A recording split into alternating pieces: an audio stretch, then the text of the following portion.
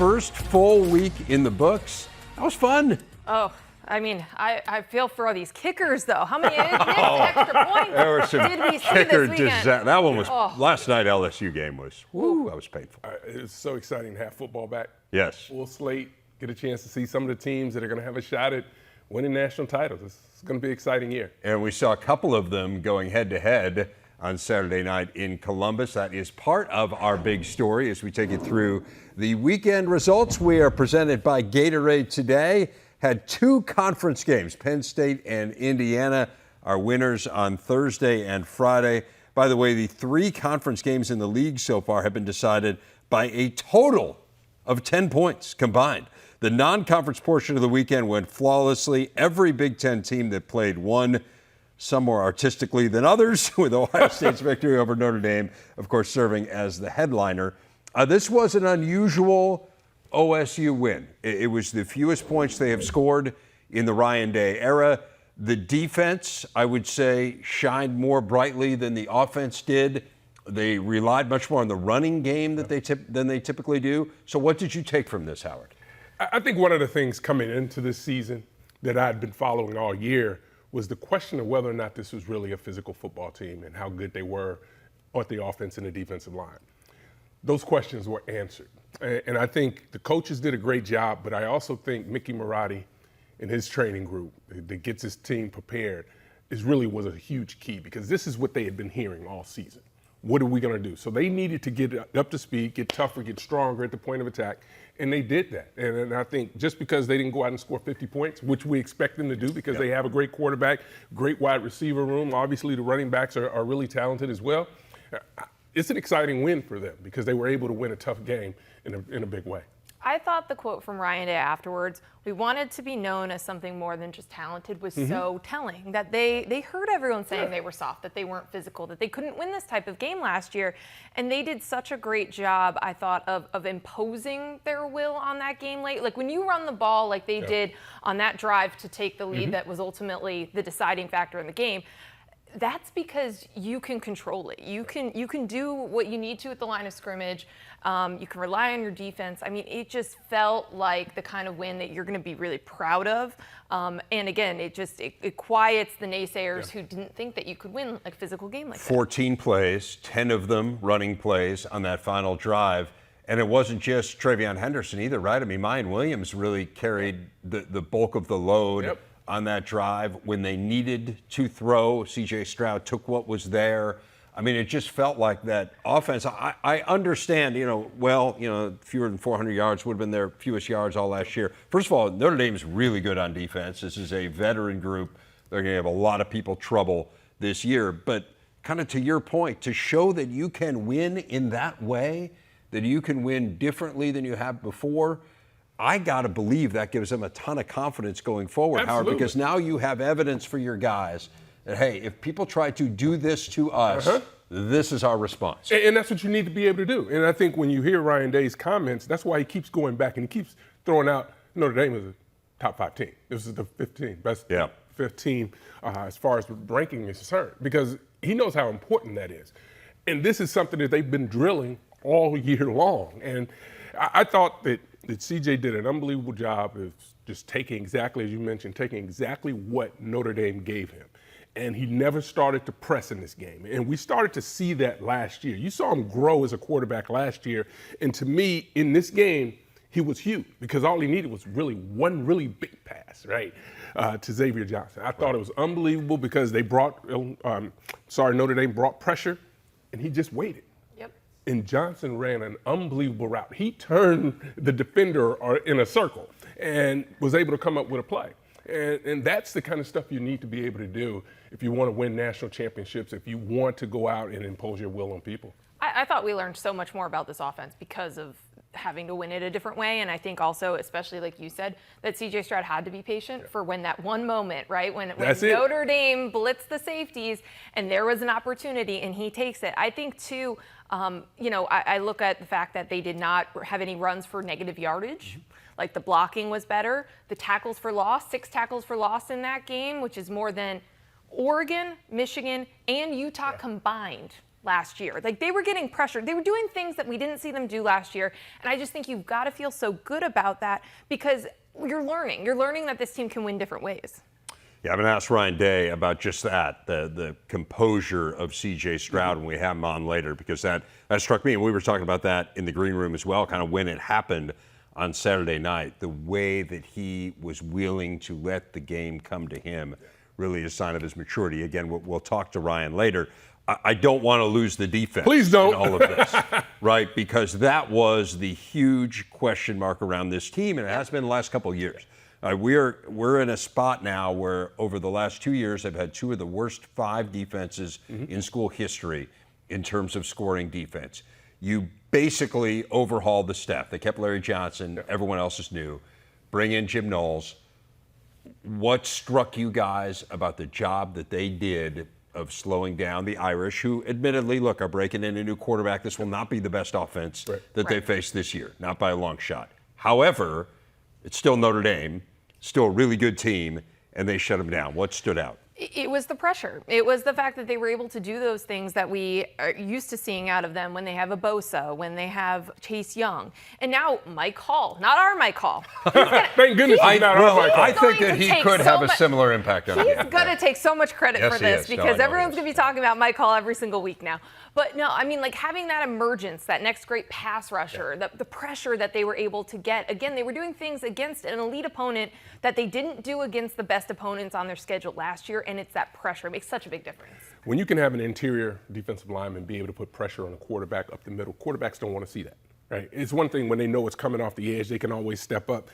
When it's coming right at your face, you have to make a quick decision, and they weren't able to do that.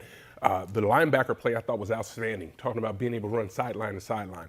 There wasn't an instant that I thought that Notre Dame was just much faster with they trying to run to the sideline. They were there. They weren't overrunning plays. They were very disciplined. When they called them to run stunts and blitzes, they were precise on what they needed to do. Are they going to give up some plays? Absolutely.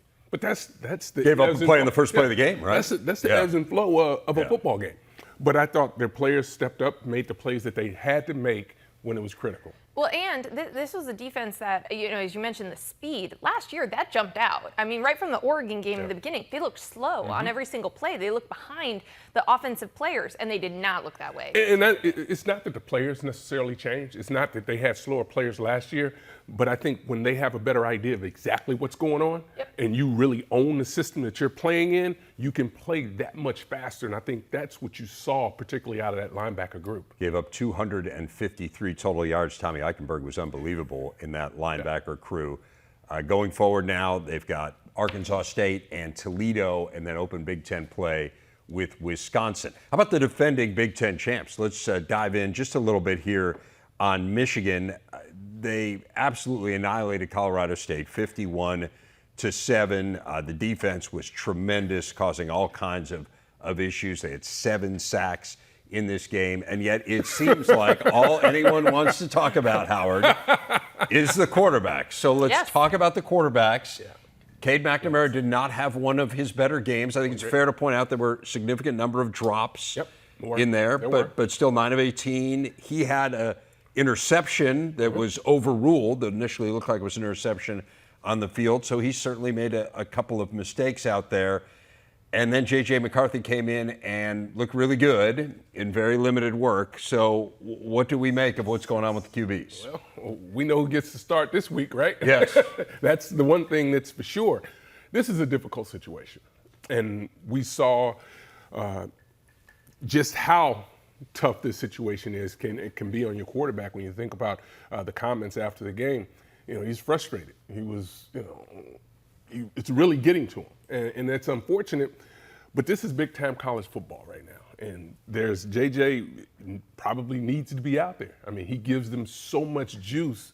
It was interesting. He runs around the corner, scores a touchdown. He wasn't even running full speed. By the time he scored, he had already, taken his foot off the throttle. Right. He's an exciting quarterback. I think it'll be interesting to see just how explosive this offense is next week. I have thought this now for a couple weeks. It's just that Jim Harbaugh is giving time to make the case for JJ. And I think that coming out of that game, you can only think that he helped his case, right? Like, I mean, he came in, gave him a spark immediately. He was electric. He did something different. And Cade didn't have his best performance. And again, I know these are small sample sizes, and it's a lot of pressure to put, because we knew this going in. Yeah. You get this start, you get that start. How are we going to compare them? But I think you can't come out of that by not saying, okay, well, JJ did something and Cade didn't, and therefore, like, that's a boost. And I just think after 2 games of data, you're going to be able to have Jim Harbaugh say, this is the guy we think gives us a little bit something extra. It's crazy because, Howard, when we were there, I felt 100% sure, or as close as you can be to 100% sure, that this was going to be Cade McNamara's job. We had a lot of reasons to think that. Yeah, I mean, he was phenomenal the day we were there. It felt like that was kind of the buzz and the scuttlebutt there, right? When you kind of talk to people. And that's the important part of it, right? Yeah. And I think when we get a chance to go there, these are the things that we find out. But we've also seen that things can go the other way as well. Yeah. And they have. Yeah. And we'll talk about Michigan State's run game a little later, but there's another situation where players may have been in one box earlier in the camp. Right. And then by the end of camp, they now have exploded and taken that next step. And the players did vote for Cade McNamara to be a team captain. Right. I mean, he certainly has that respect. He beat Ohio State. He won the Big Ten. He did all of That's the what's things. crazy, right? You beat Ohio State for the first time in Yes. 18 years. You win the Big Ten for the first time in 16 years. And we're talking about- and you're battling for your job. Yeah. And again, that's why, like, if Jim Harbaugh wanted to give the job to Cade McNamara, I think you handle all of it differently. That's why I think he's just giving himself time to build a case for J.J. McCarthy, which is crazy to think about because you did all the things that you were asked to do last year. It is, but Jim's a former quarterback. I mean, he has to know just how painful this is for both of his guys, but he's charged with putting the right person out there. It's biblical. This is a biblical decision. I found it odd that J.J. McCarthy came into the game. I think I was under the impression, not that anyone had said it, but I was under the impression this would be Cade's game, and then you'd go to the third string and fourth string. I wondered that too. Right? Yeah. Like, and then JJ would get his chance to state his case next week on the field without Cade getting into the game. I just think we've muddied the waters an awful lot. Here, I mean, at the end of the day, they've got to make a decision, right? They've got to figure this thing out, and they're going to figure it out. It's going to be the right person that's going to ultimately be able to lead. It's just not going to be the story that I think most people thought it would be. Yeah, Hawaii's not going to put up much resistance, No. I don't think, right? I mean, they've lost to Vanderbilt and Western Kentucky by combined 85 points. And what's crazy is that is going, just their talent on their roster, right, is going to allow JJ to look like he might be up for the Heisman Trophy. Right. That's the type of defense that he's going to be playing against this coming week. It sets him up to make the case. This is my Yeah. point. I think you're making the case to pick JJ. Yeah, and interestingly, he gets the last word, right? Whereas, I mean, you could have seen it as, well, McNamara gets to go first because he's the incumbent. Mm-hmm. But truthfully, like, you always want, right? You want your rebuttal. Right. You want to be able, You know, to do it. And he did. Yeah. I don't know. It's fascinating. We can talk more about Michigan as the week goes on. Defense really played well. I mean, there's a lot to talk about, but tons more. Iowa mustered just 7 points in its win over South Dakota State Saturday. That is the fewest by any Power Conference team in a win over an FCS foe over the last 7 years. The Hawks got there with 2 safeties and a field goal, making them the only FBS team this century to score exactly 7 points in a game without the benefit of a touchdown. It was every bit as ugly as the score, maybe even uglier than the score. I mean, they had 166 total yards against an FCS team that is the fewest in a win in the Kirk Ferentz era. Howard, what do we make of this? Well, I still don't know. I didn't know Saturday. But I think you have to give them the benefit of the doubt. They had some players that were injured, weren't playing, and we still need to see this offense do something. How is it going to score points? How are they going to move the football? And I don't know that we gained any of those answers. Actually, there's more concern now for what they're doing from an offensive standpoint to was before we saw them last year. Yeah, I think it's true because we were thinking, okay, they're going to tweak some stuff, they're going to improve some areas, and instead it's exactly the same thing we saw last year, which, again, coming into this game, it's like it just puts so much pressure on a great defense and great special teams, but they're constantly trying to position that offense to have a short field. They're scoring points for them. The defense outscored the offense. Yeah, 4-3. Yeah, you can't have that every game. Yeah. I mean, so I think there's a lot of concerns with I would offense. say this.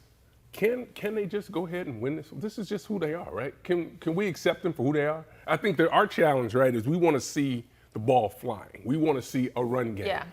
And we don't see that, but they still find ways to win. Can you still just get to a position where you're winning? But I mean, it's just ugly. you know better than I do, but I guess I don't feel like that is sustainable. Like last year, they had a couple more guys, right? It was also like record-setting amount of takeaways. Like, it's just they can't replicate that every single week. Well, I mean, they have 10 more interceptions than any team in the country over the last 5 years. Right. So, I mean, this is what they do. Yes. Mm-hmm. But I hear what you're saying, and I agree. And I just feel like there don't seem to be additional answers. Now to your point, right, they're without the starting running back. And then Keegan Johnson didn't play, and Nico Reganey didn't play. So, I mean, maybe when those guys come back, you get a shot in the arm. But, yeah, I don't know. I mean, it just feels like a really tough box to put yourself in and to climb out of.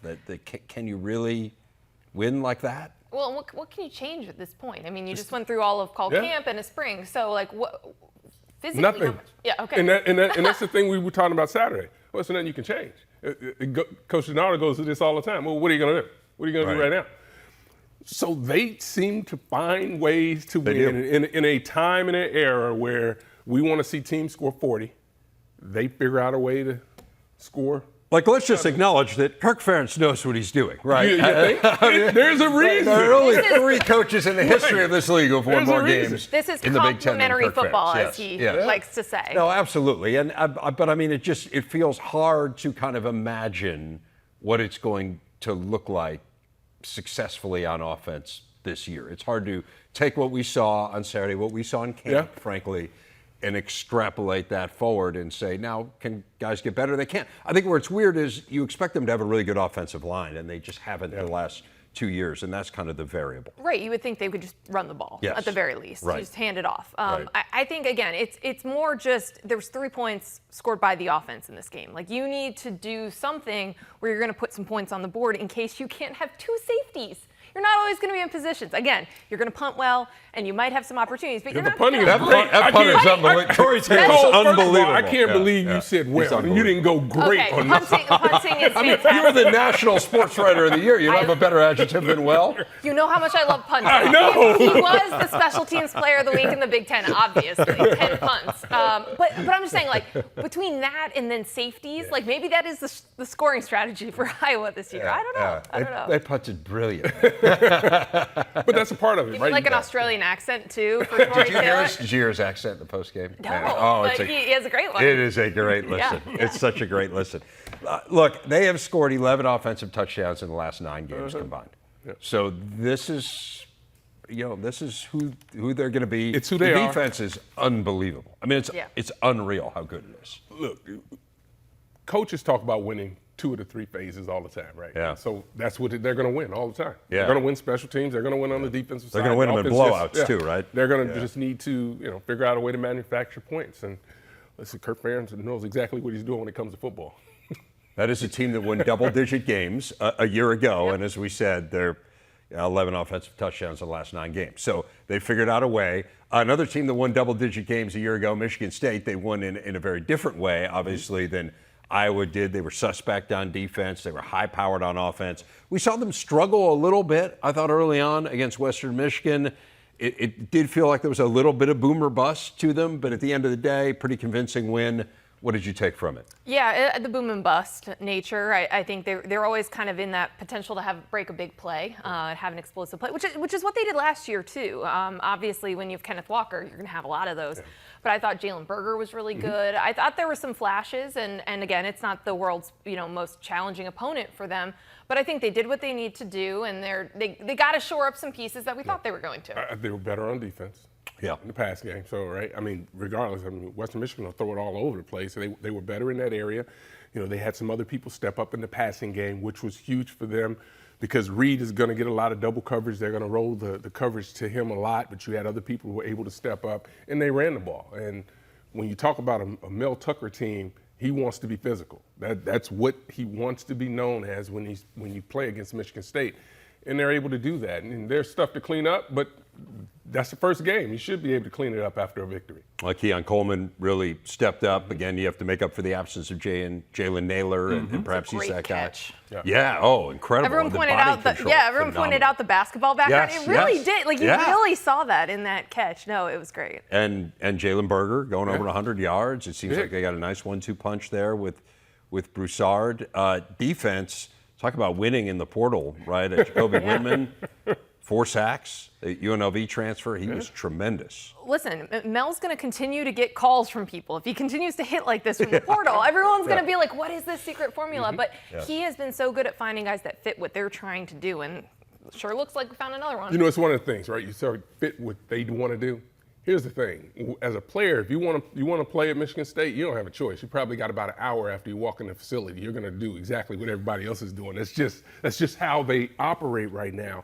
So there are always going to be players that are looking to find a way to be able to enhance their abilities with the team. And Michigan State has done a really good job of being able to maximize the transfer portal. One concern on defense, had some injuries. Darius Snow, Xavier Henderson, certainly hope those guys are okay because that's an area they can't afford to lose guys, particularly Xavier Henderson is a big-time team leader for them. So hopefully we learn a little bit more and hopefully we'll learn some good news. Huge news late Friday in college football. The playoff will be expanded to 12 teams starting in 2026 at the latest. The 12-team format will include the 6 highest-ranked conference champs, so that means at least one from outside the current Power 5. The other 6 teams will be at-large selections. The top 4 conference champs get a first-round bye. Then teams 5 through 12 will match up on the campus of the higher seed. The subsequent rounds will be played at bowls, with the title game at a neutral site.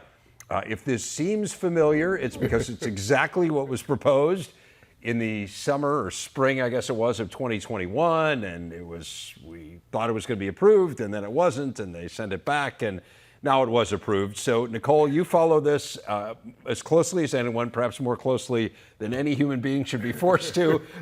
So tell, how did this happen? How did we go from this is what it's going to be to no, this isn't what it's going to be to yes, we're going to do exactly what we said we were going to do in the first place? Right. So I sat outside of all of those meetings. I know last you year. did. You guys know how many times I flew to Dallas last year and watched the commissioners meet and then come out frustrated. Yes. So it's been very interesting because so much has changed in the world of college sports from the time that was first proposed last June, which was before Texas and Oklahoma to the SEC, and then in the middle of this no to yes, the Big Ten adds USC and UCLA. So these are like seismic shifts in college sports and the way that it is organized. So there were issues. The Big Ten, the ACC, and the Pac-12 all had issues that they needed to work through.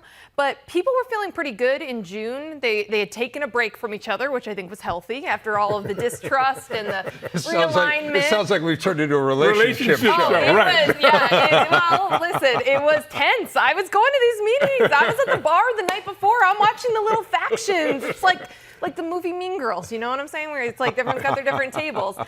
But I think people needed a little bit of a break, and then they needed to start working through these things. Like the ACC wanted a 365-day holistic review of the college football calendar. So they did that. Like they've been working through these different things. The Big Ten also nailed down its media deal. Maybe that changes the way that you push for an AQ spot for the Big Ten. I mean, Kevin Warren told me that at Media Days that he was going to come off that issue. That wasn't going to be a sticking point for the Big Ten. So everybody worked through the sticking points.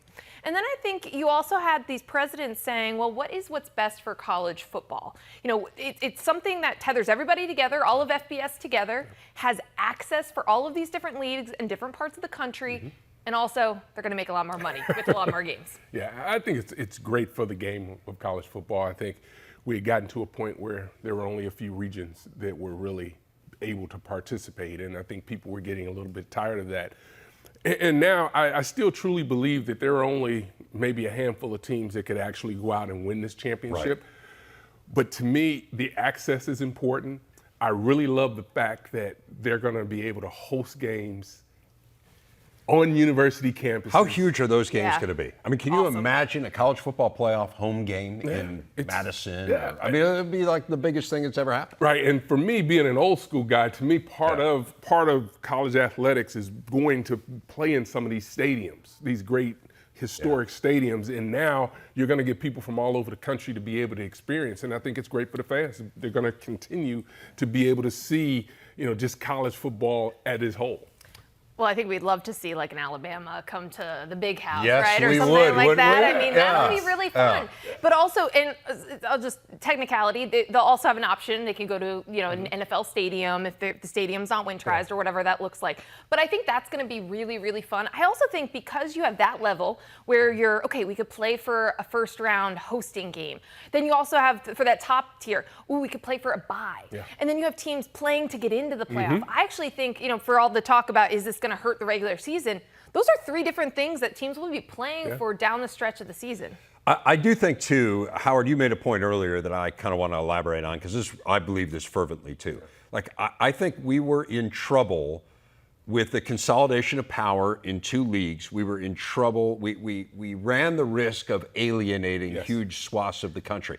I saw today a stat cited that the Pac-12, whether you believe it or don't believe it, you can question the input into these computers. But the stat was the Pac-12 has a 6% chance of making the playoff after the first weekend.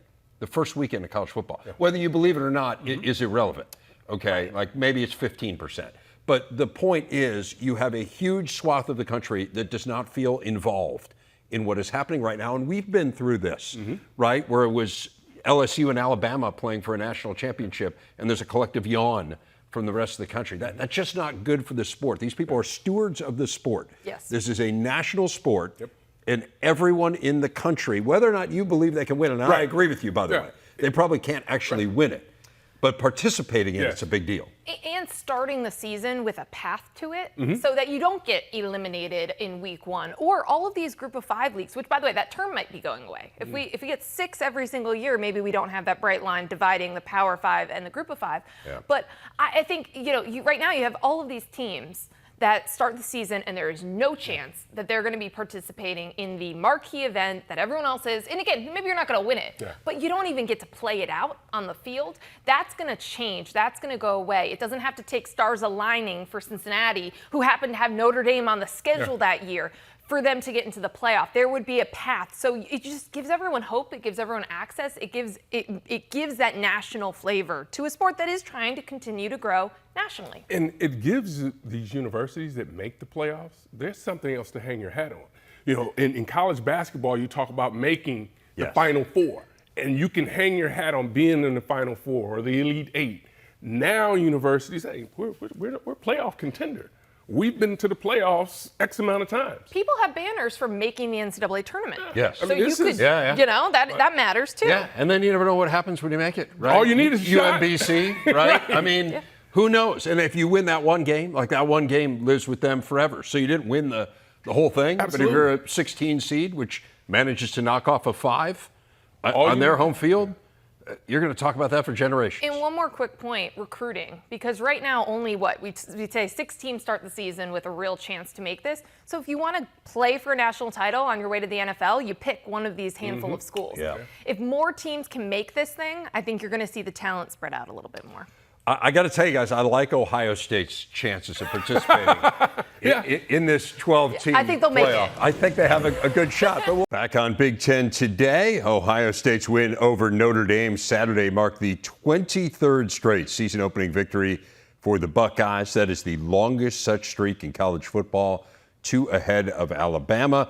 Remarkably, it was their 13th win in their last 16 games, matching 2 top 10 opponents, and move Ryan Day to 35-4 as OSU's head coach. Ryan Day joins us now. He is today's big interview.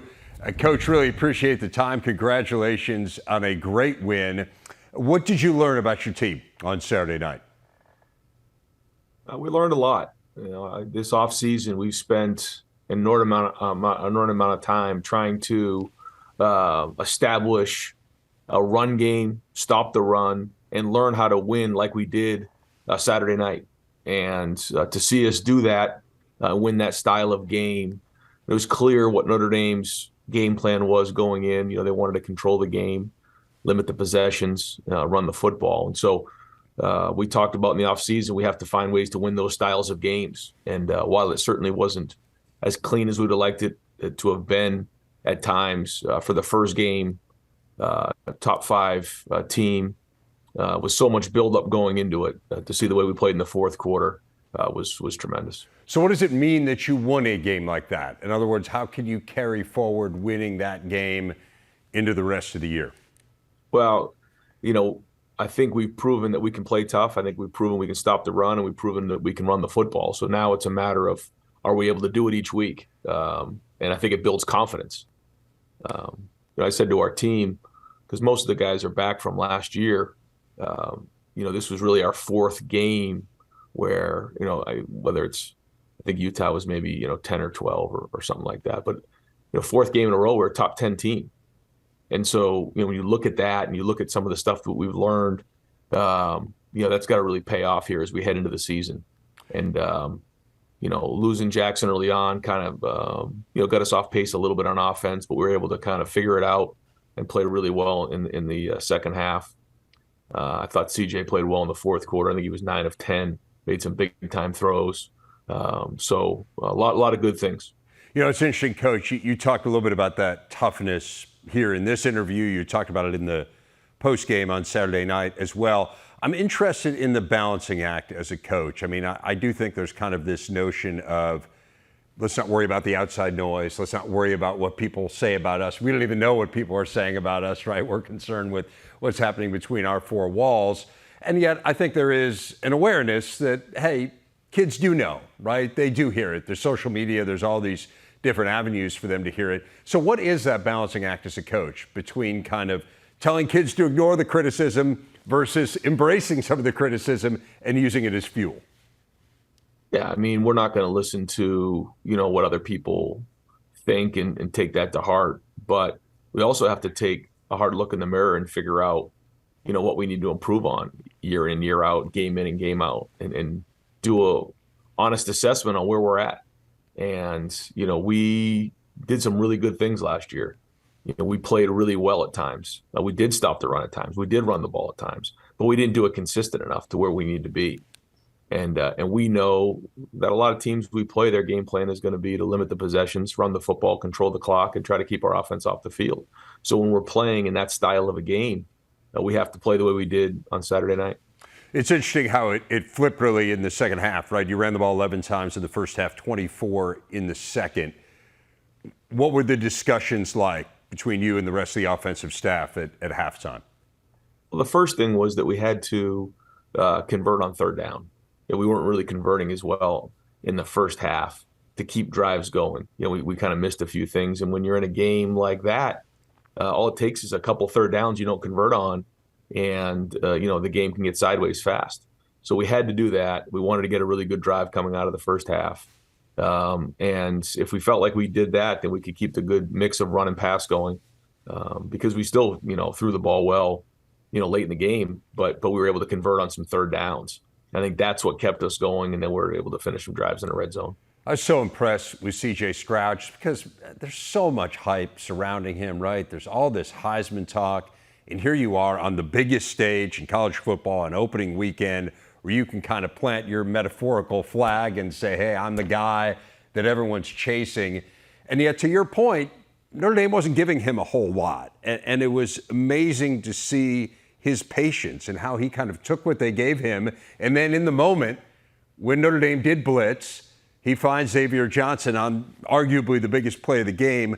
What did you see from him in terms of how he has developed and matured as a quarterback?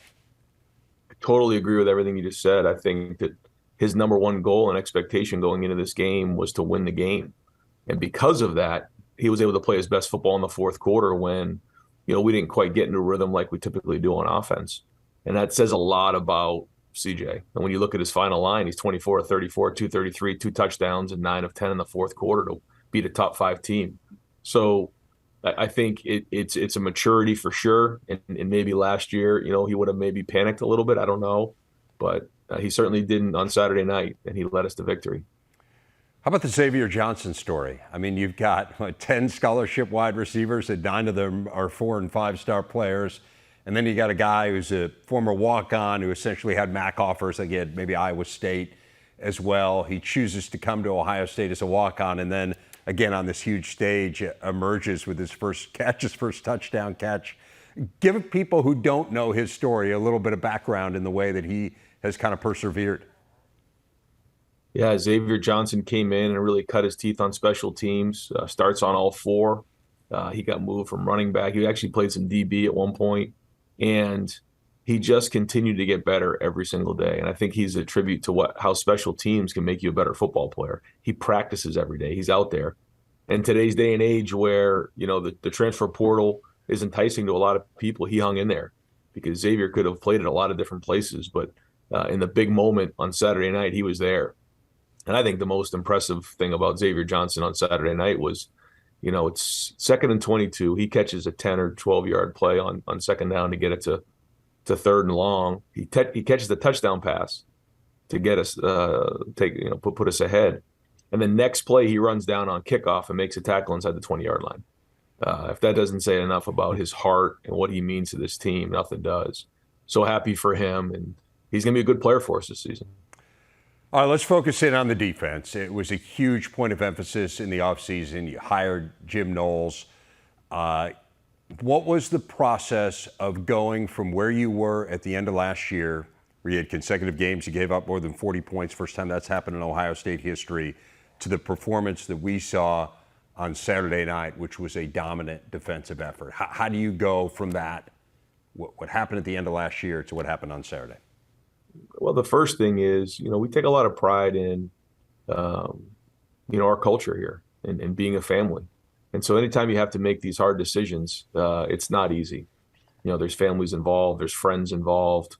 But, I think that's one of the hardest things that, as the head coach that you have to push through. But after evaluating it, we made some hard decisions and, decided that Jim was the right guy for us. And got to give a lot of credit to Gene Smith, who didn't say, hey, this is the amount that, we have to spend on a coordinator. He just said, go get the best guy who's the best fit for Ohio State.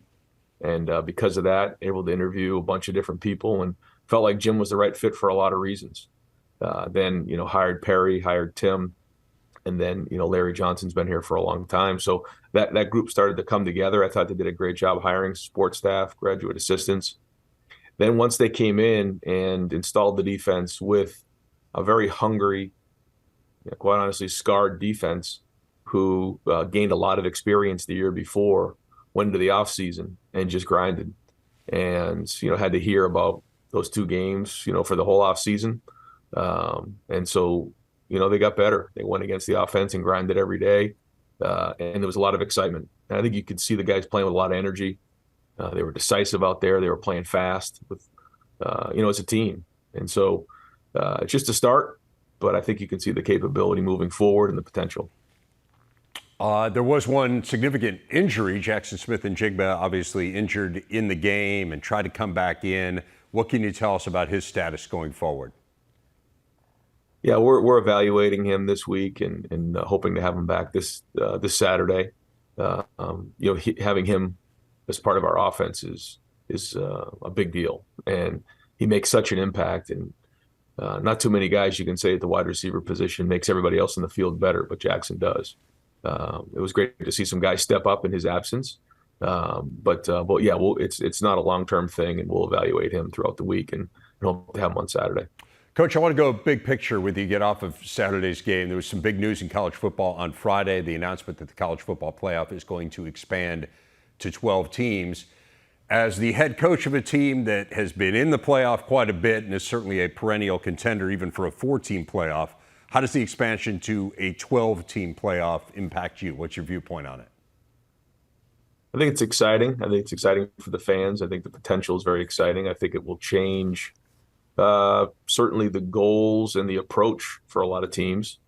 I can see now where, certain teams have to win every single game, where now it's like, let's get to the playoffs and go play your best football at the end of the season, similar to the way the NFL is designed. I think there's a lot of things they need to work through, in terms of the number of games and the location of games. And, I think that all has to play into it. So very, very excited. I think it's going to be great for college football, but I know there's a lot to work out.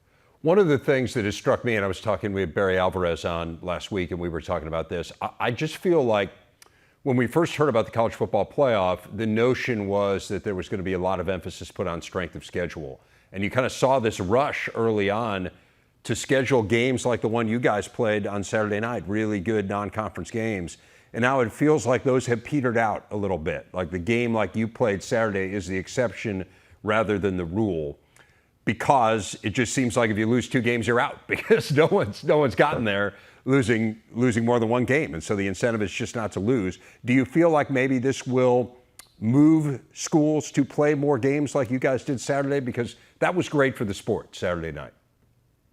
Yeah, I mean, I would say I hope that the CFP can look at a game like that, especially early in the season, against a team that's ranked number 5 in the country, and recognize what that means, because that is a major deal.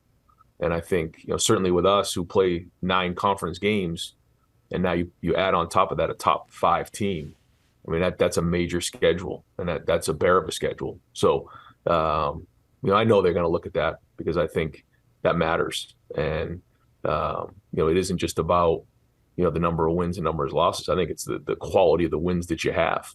And certainly winning the conference is a major deal, and it should be.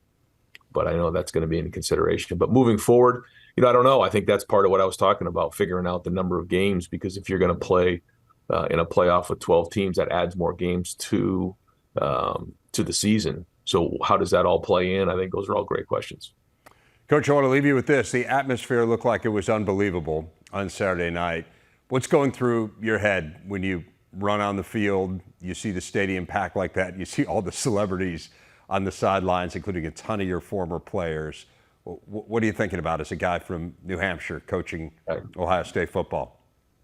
I thought just that. I stood in the middle of the horseshoe at one point before the game, looked around. It was packed about an hour and 15 minutes before the game.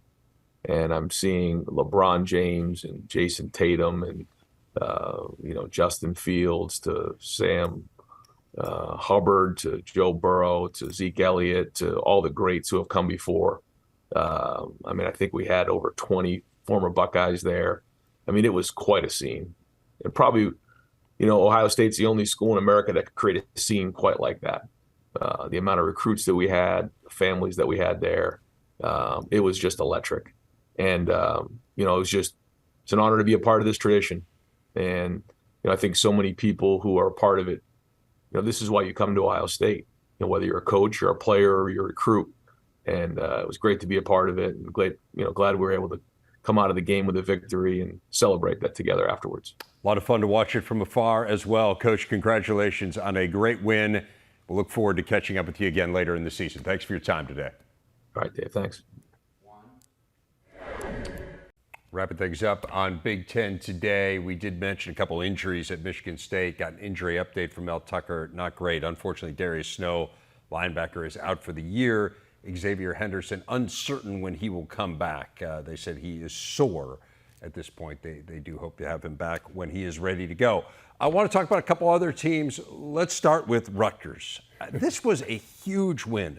I mean, to go on the road without your expected starting quarterback against a Power 5 team and get a win to really dominate the line of scrimmage. What did you take from Rutgers' victory? There was a lot of heart. There was a lot of fight. I just thought it was really remarkable. And it's big because that is a team that I'm actually pretty high on in the ACC when Phil Dracovic is healthy. I think that's just a massive win. And we were talking about this on Saturday, but if you're charting a course to bowl eligibility, you need to win a game like that. That is just massive for Greg Schiano and one of his biggest wins yet. I thought his defense really played well down the stretch when they had an opportunity to salt that game away, and they really got it done. But again, this is a physical football team, and it's another one of those teams that wants you to know that you've been in a tough football game when you play these guys. Also, the offensive line. You can see that they have really been trying to get better and stronger at that spot. 212 to 29 was the difference in rushing yards. I would say that's a pretty good statement. That is a huge win for Rutgers as they try to count to 6 and get themselves, to your point, to a bowl. There was a lot of hand-wringing about Nebraska last week, so Huskers did get a win over North Dakota. It was close. It was tied in the second half before they scored the last 21 points and pulled away.